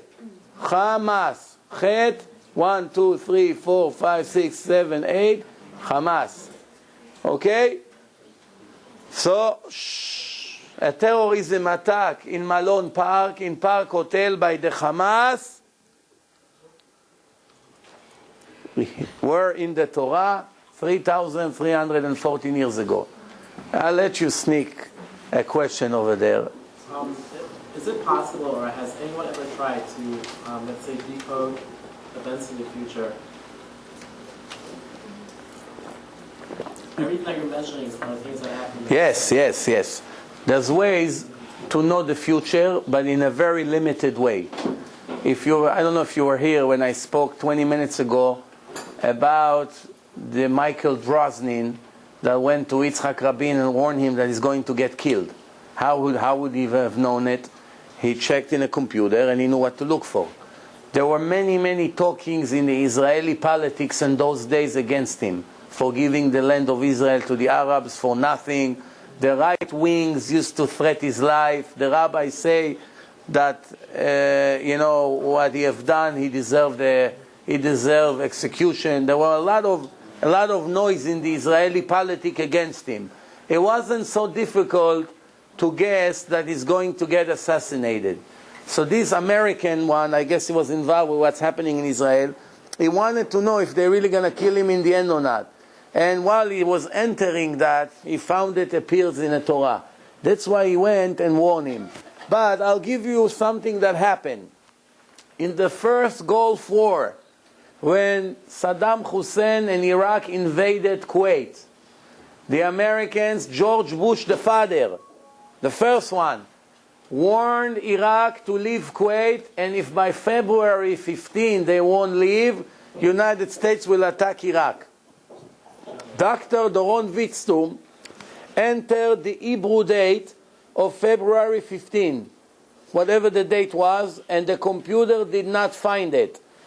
The computer found Gulf War, Milchemet HaMifratz, in equal skip in one page, George Bush in the same page, Saddam Hussein in the same page, everything in the same page. We only need the date. When he put the ultimatum date of United States to Iraq, the computer did not find it. He put the next day, February 16, because they're not always starting right away when they give the ultimatum, right? It did not appear. 17 did not appear. The 18, 3 days later, appeared. He called one rabbi here in Monsey, and he told him, the war will not start like the American says. It will start 3 days later. How do you know? I check in the codes. Here is an example that he was able to know the future. Why he was able to know the future? Because he knew what to look for. I'll give you an example. Let's say I have a slide that showed that the Torah knew about the AIDS. AIDS, it's appeared in the Torah in equal skip. It shows that it's a disease in the blood. It shows things, it causes death. It's all in the same page, which accidentally appears in the chapter in the Torah of Sodom and Gomorrah that got punished for the homosexuality. So AIDS appear in the same page in equal skip. Coincidence? Of course not.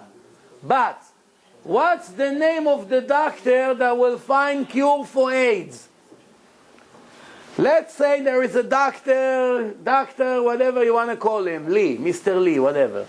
Mr. Lee in 5 months from now will come to the world and say, I found the medicine for AIDS. It's working in 24 hours. His name already in the Torah. We just don't know what name to enter. A minute after they will announce in CNN, Dr. such and such just found the cure for the AIDS, you come to the computer, you put the name, it's going to be right next to it. How couldn't you find it before? You're not a prophet. You didn't know what to look for. But it was always there. By the way, they'll never find a cure for the AIDS. They will only find a vaccine to prevent it from entering the body. That's the best they can do. Once the AIDS is in the body, they will never be able to find a cure for it. They can find medicine that will make life much longer. Delay the death by another 10 years or another 20 years, which they already done. But to find a cure that will remove it from the body, they will never find, because it's mutation. It keeps changing to different things. If it's B, you put minus B, it changed to C. You put minus C, it changed to D. There's no end to it. Yes? Can we put Obama and see if there's any election? Obama? You know Chelsea Clinton. Hillary. Oh, you already know it? Okay, so we go. Say it. Chelsea Clinton went to visit the troops in Iraq. So she came to one macho commander over there. She said, look at you, you're 7 feet tall. So she said, shh, tell me, somebody like you ever get scared? You ever get scared with all these bombs here?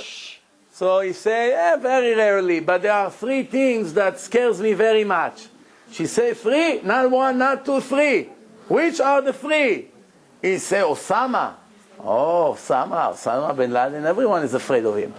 Okay, that's no big deal. Osama, I got it. He said, who's the next one? He said, Obama. So she got very happy. At least he ate Obama. Then she said, and what's the 3rd one? He said, your mama.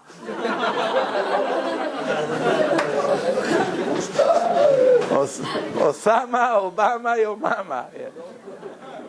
Wait with the question. Wait. Okay, shh.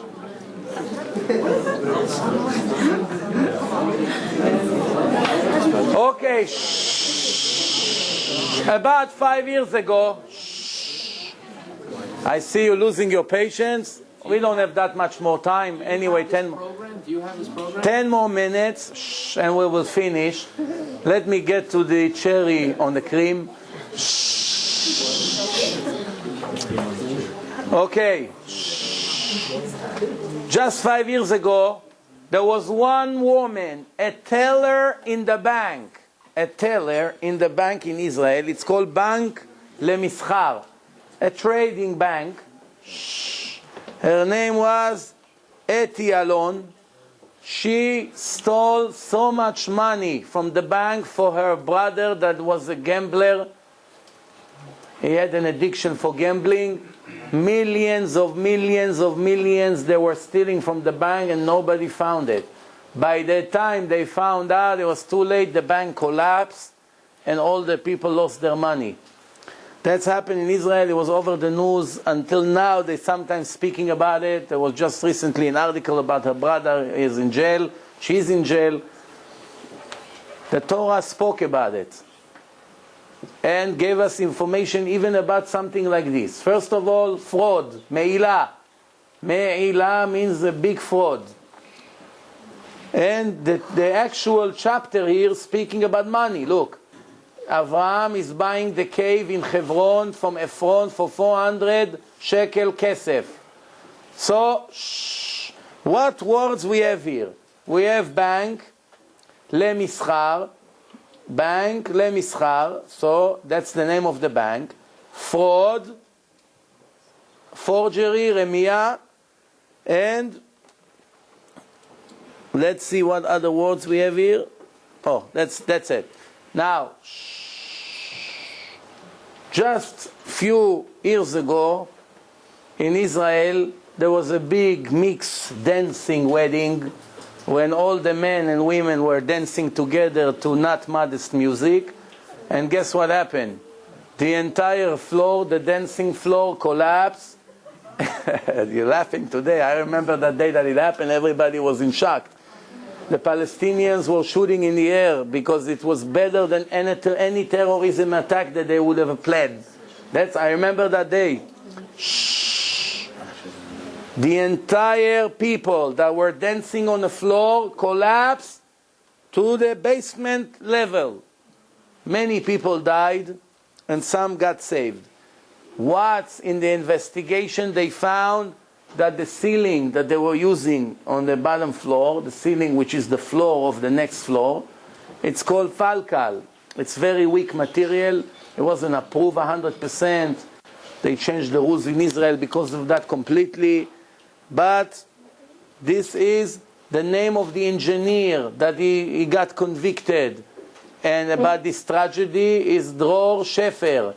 And another person named Ron. Or Ron Shefer, I'm not so sure with their names. But their names appear in equal skip right here. Falcal, it's the name of the material. Tikrat Falcal, Chalusha, weak. And this is give us information about this tragedy in equal skip with the name of the people are in charge. Actually, one of these people was the Khatan, that he had this wedding. In the wedding of this person, the name of the Khatan, the groom, it's in the Torah in equal skip, and the tragedy that happened. Here comes the best lies, in my opinion. Shh. Here. Shh.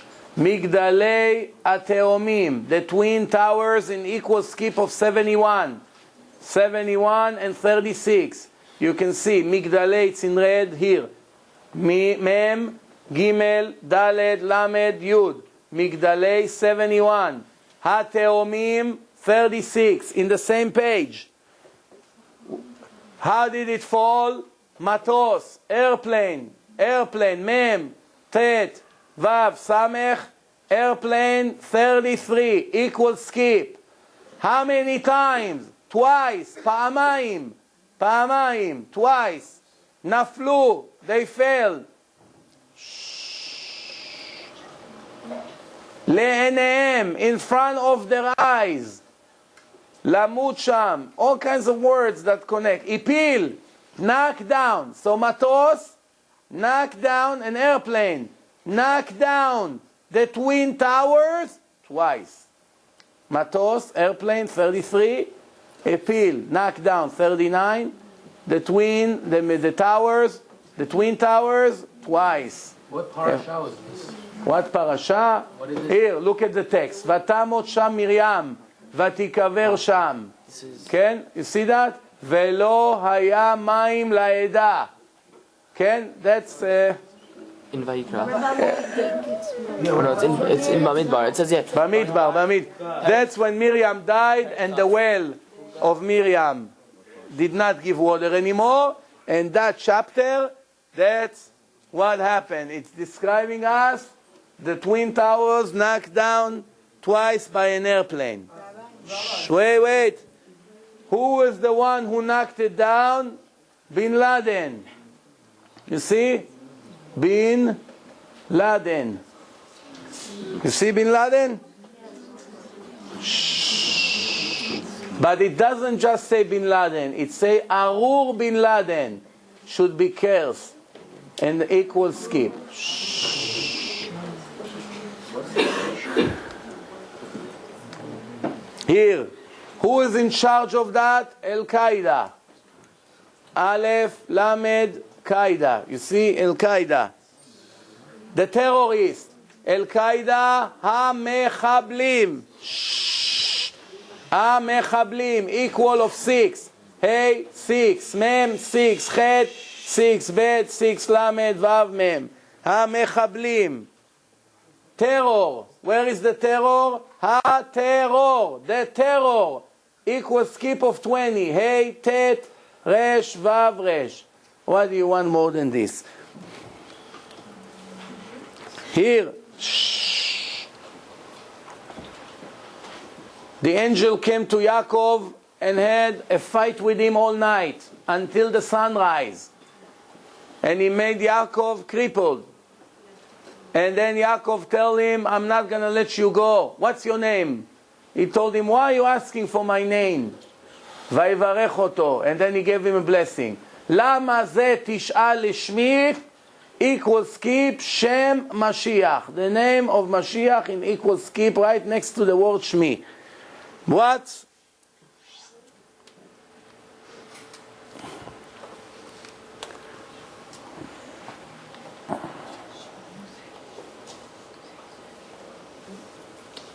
Shem Machala.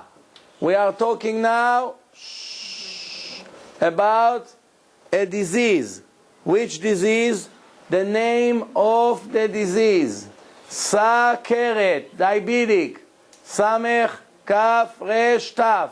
Samech, 1, 2, 3, 4, 5, 6. Sakeret. The name of the machala. What's the cure for sakeret? Where does sakeret attack? I'm sorry. Where does the sakeret attack?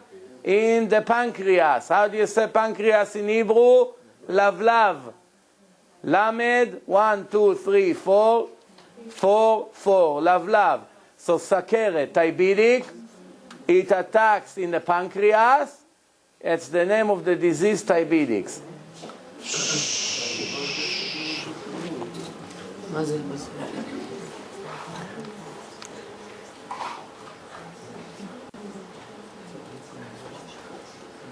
You see? Sakeret, diabetic, pancreas, that's the name of that disease. What's that, Rabbi? Nun tet kufay. Hakatan or natka? Hakatan. Hakatan? What's that? I guess, I'm not sure. I'm not sure.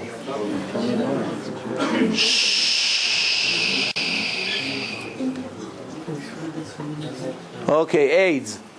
AIDS. Aleph, Yud, Dalet, Samech. Mavet. Death. Where? Badam. Bet, Dalet, Mem.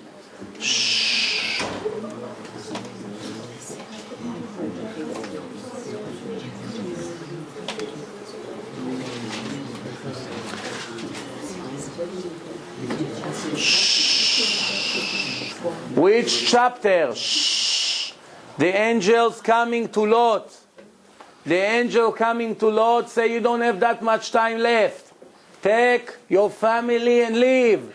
Why? Pen tisafe be'avon ha'ir.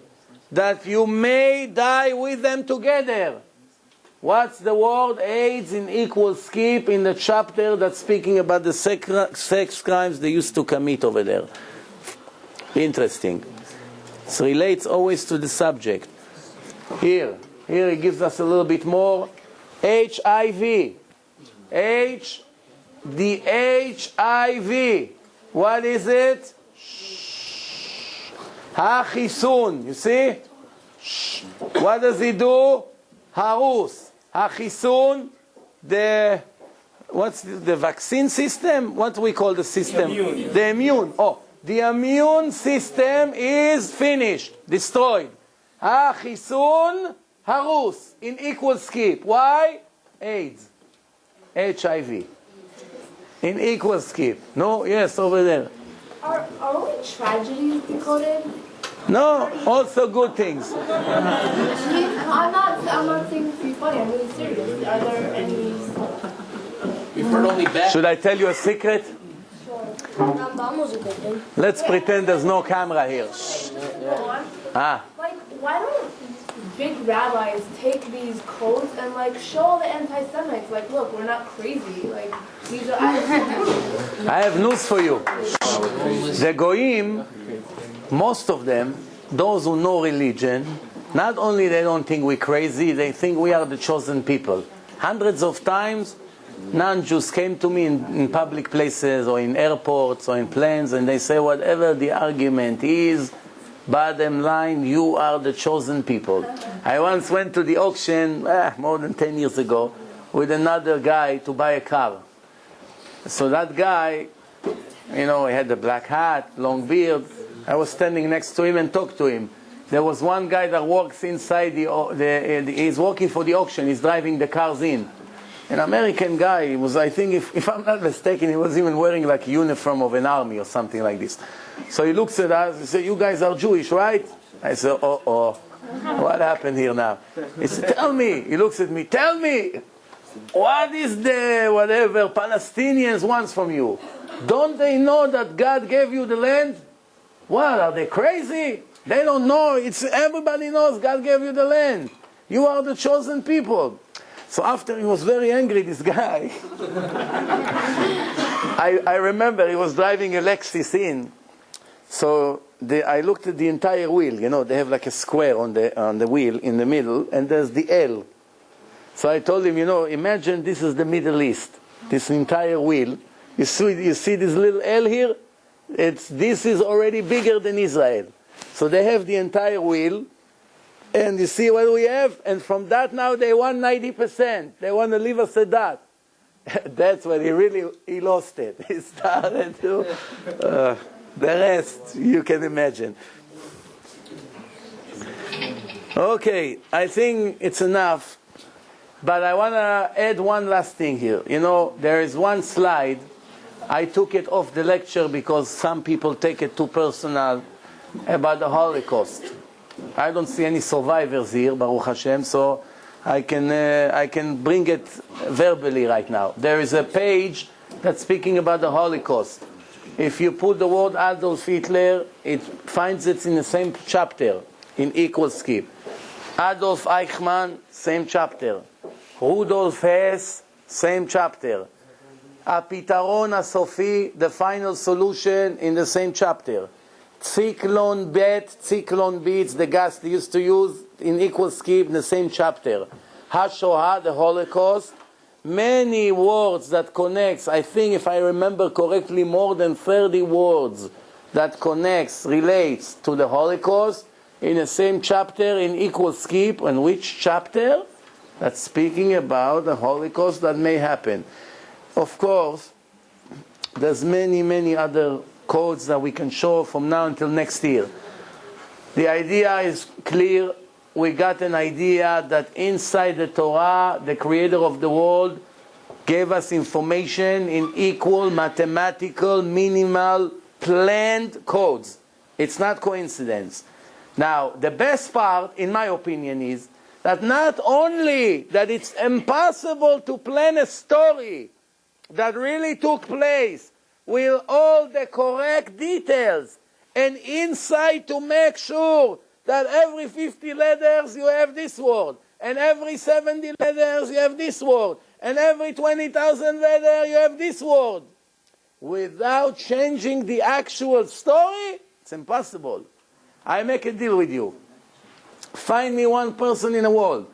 I give him all the technology he wants, all the computer he wants, all the assistance that he wants, whatever he wants to use, permitted, to write to me one chapter, like the size of the chapters of the Torah, and tell us what happened in Great Neck in the last 30 years since the first Persian Jew landed here with his rags and a gondi. He came to look for a place. You know how the Jews come to places. Why all the Jews were living in Lower East Side? Because that's where the port was. They came from Europe. They landed in Seaport. They started to walk. He goes with his wife, Rivkale. I see this building. He knocks on the door. It's for sale. He opened the suitcase. He bought it. Then his uncle came. He said, "Come, there's a place." His uncle bought across the street. Later on, you had 50,000 Jews living in Lower East Side. Same thing. One Persian like Great Neck. I don't know for whatever reason. Maybe he heard there's good bagels here. So he came here. And now how many? 30,000? Bli Ayin Hara, how many? 40? Oh, wow, I have a big job here to do. 40,000, we didn't even get to 1,000 yet. Okay, so now to conclude, I make a deal with him. Take all the technology, all the assistant, write for me one chapter, let's say 1,000 words, that's all. and describe exactly in a chronological order what happened in Great Neck in the last 30 years, and inside plant 20 words in equal skip. Just 20 words. Every time he would like to plan a word, he's going to have to change the words around. To move this word, to move this letter, to move that, to change the spelling. It will never end. Why? Because he's not God. Yes? In the book Moby Dick, it has assassination. Thank you. Shh. I got the question. Just to let you know, when the scientist and the mathematician, they checked the Torah, they didn't only check the Torah. They checked 130 books. Among them the New Testament, the Quran, Moby Dick, Milon Even Shushan, it's an Israeli dictionary. Milchama Veshalom, it's a famous book. All kinds of famous books. And other than some coincidental skips that here and there they found one or two, because obviously there's some coincidence here and there, they did not find anything that even come closer to what the Torah has. 20, 30, 10 words in one chapter, all in equal mathematical skip. They did not find it in any of the books. So now, the conclusion is somebody knew everything that's going to happen. I have only one last thing to finish, which we did not finish this night, is to answer your second question. We answered the first, everybody forgot about your question, but we have your second question. Your second question is how it did not eliminate our free choice. That's a hard one.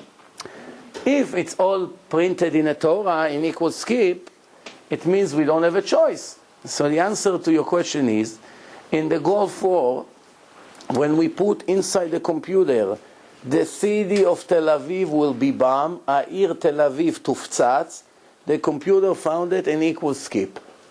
Then we started to have this argument. Wait a minute, so that means it was all a part of the plan. Righteous, wicked, it doesn't matter. Bombs should have fallen on Tel Aviv. We entered the computer, העיר Tel Aviv לא תופצץ. The city of Tel Aviv will not get bombed. And he also found it in equal skip in the same chapter. You got it? I'm looking at the wrong one. You got it? You got it. Plus, if you want to be more convinced, watch my lecture in the website about the free choice. I have a whole 2 or 3 hours lecture about the free choice. We'll do it here in Great Neck one time. It's one of the hardest questions in life, is about the free choice. But to conclude it with one word, the knowledge, the external knowledge of God does not interfere with our choices and our action. The fact that God can travel to the future and see in the end what you chose and where did you head to, did not interfere in any step of your life with your free choices. You chose what to do.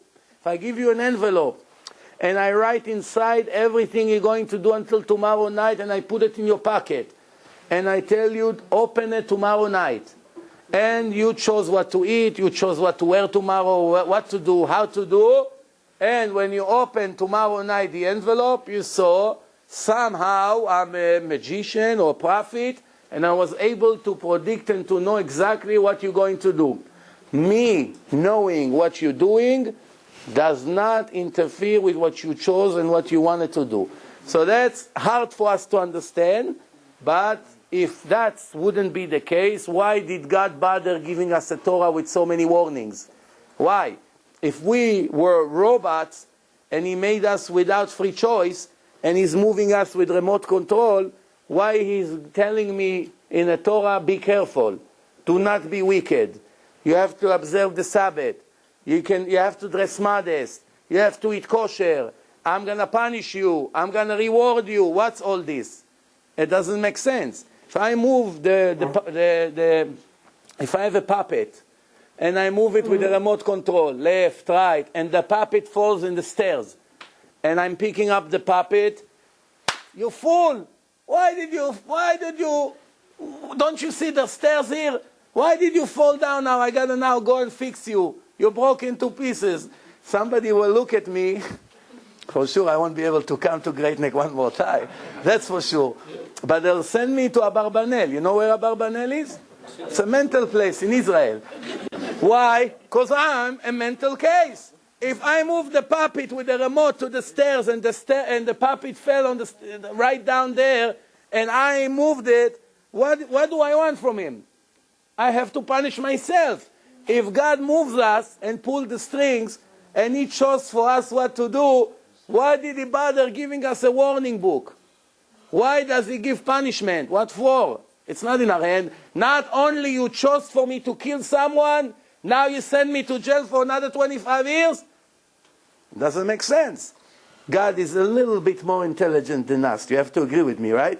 Even a person wouldn't make such a law to punish somebody that he pushed down the hill. You took a person to the 10th floor, you pushed him from the terrace, and now you're going to punish him. Doesn't make sense. Now remember, everything that it's in our hand, there is reward and punishment for that. Anything that it's not in our hand, we never got punished, and we will never will. For instance, nobody ever got punished if he has blonde hair. Nobody ever got punished if he has green eyes. There's no punishment in the Torah. You have green eyes, I'll take care of you. You never saw it. That's the answer. That's the answer to people who commit sex crimes and homosexuality, and they say, what do you want from me? I was born like this. It's not in my hand. Nonsense.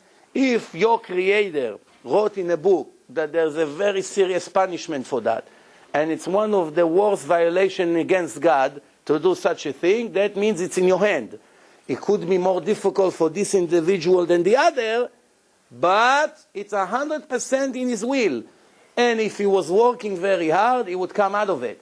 Many other people in this life have psychological problems. It's a part of the test of life. And we have to deal with that and to overcome the situation.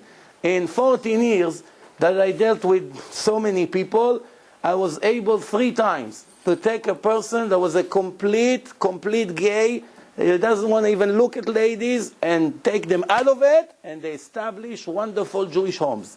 They keep Shabbat, Tefillin, they became perfectly normal. And they say there's no way in the world that I can even start. One of them called me after 10 months, and he called me, I never saw him face to face, it was all done through the phone. And he told me, I call you now to tell you the mission is completed, I'm getting married in a week, and I cannot wait for the moment I'm going to hug and kiss my wife. Wow. You understand? That's after 10 months of conversation through to the morning. Why? It's all in the mind. It's all in the mind. Yes?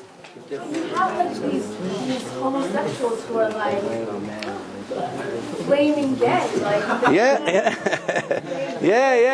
There's different kinds. There's the kind that... Right. I agree. We are not talking at people that were normal and then one day they decided to do all kinds of things. We're talking about those who were born and raised like this, feminine, right? So I want to tell you something. Every person in life has a weakness. A man has a weakness to steal. His friend has a weakness to ladies. The other person has a weakness to lie all the time. The other one has a mental disease that he needs attention. We all have that, by the way. Some more, some less. But, yeah, people think that mental cases is only people that speak to themselves in a hospital. Hey, Mr. Jones, how are you doing? Hey, how are you doing over there? No. These people, by the way, they have dibukim. They're not mental. They have 2 souls in one body. But that's in life after life. You'll understand that. But there are, each one of us in this room is having mental problems. Some of us are overproud. Some of us are jealous. Some of us are stingy. Some of us don't have any faith. We live with no faith. We fear from everything. We worry. We cry over things. We're panicking. Each one of us has a mental problem. The Torah is the cure for all the mental problems. If you learn a lot of Torah, you know that to be stingy, it's like to bow down to Buddha. Same thing. Why? Someone who bows down to Buddha, that means he is my God. There's no God.